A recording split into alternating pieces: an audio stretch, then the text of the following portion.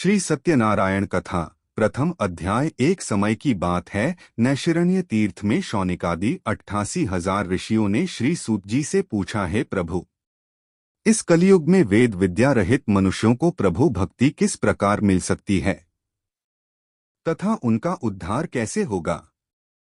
हे मुनि श्रेष्ठ, कोई ऐसा तप बताइए जिससे थोड़े समय में ही पुण्य मिले और मनवांछित फल भी मिल जाए।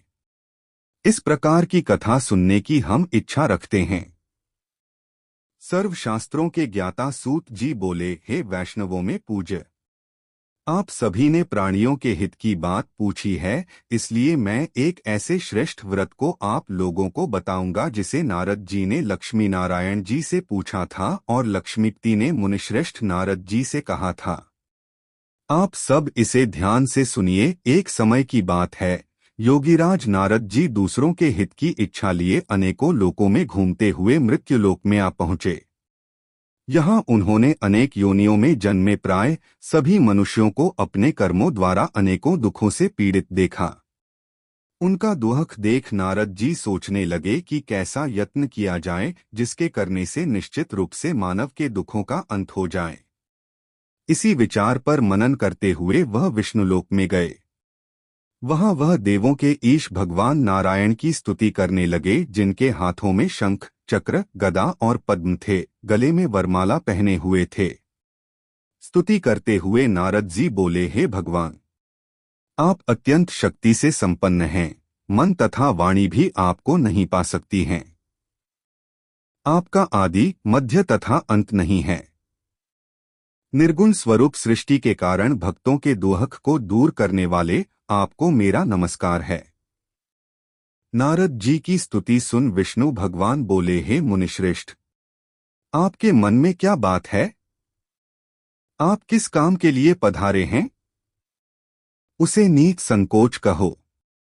इस पर नारद मुनि बोले कि मृत्युलोक में अनेक योनियों में जन्मे मनुष्य अपने कर्मों के द्वारा अनेकों दुख से दुखी हो रहे हैं। हे नाथ, आप मुझ पर दया रखते हैं तो बताइए कि वो मनुष्य थोड़े प्रयास से ही अपने दुखों से कैसे छुटकारा पा सकते हैं। श्रीहरि बोले, हे नारद, मनुष्यों की भलाई के लिए तुमने बहुत अच्छी बात पूछी है। जिसके करने से मनुष्य मोह से छूट जाता है, वह बात मैं कहता हूं, उसे सुनो। स्वर्ग लोक व मृत्युलोक दोनों में एक दुर्लभ उत्तम व्रत है जो पुण्य देने वाला है। आज प्रेमवश होकर मैं उसे तुमसे कहता हूँ। श्री सत्यनारायण भगवान का यह व्रत अच्छी तरह विधानपूर्वक करके मनुष्य तुरंत ही यहाँ सुख भोग कर मरने पर मोक्ष पाता है। श्रीहरि के वचन सुन नारद जी बोले कि उस व्रत का फल क्या है और उसका विधान क्या है? यह व्रत किसने किया था? इस व्रत को किस दिन करना चाहिए? सभी कुछ विस्तार से बताए। नारद की बात सुनकर श्रीहरि बोले, दुख व शोक को दूर करने वाला यह व्रत सभी स्थानों पर विजय दिलाने वाला है। मानव को भक्ति व श्रद्धा के साथ शाम को श्री सत्यनारायण की पूजा धर्म परायण होकर ब्राह्मणों व बंधुओं के साथ करनी चाहिए। भक्ति भाव से ही नैवेद्य, केले का फल, घी, दूध और गेहूं का आटा सवाया लें। गेहूं के स्थान पर साठी का आटा, शक्कर तथा गुड़ लेकर वह सभी भक्षण योग्य पदार्थों को मिलाकर भगवान का भोग लगाएं। ब्राह्मणों सहित बंधु बांधवों को भी भोजन कराएं, उसके बाद स्वयं भोजन करें। भजन कीर्तन के साथ भगवान की भक्ति में लीन हो जाएं।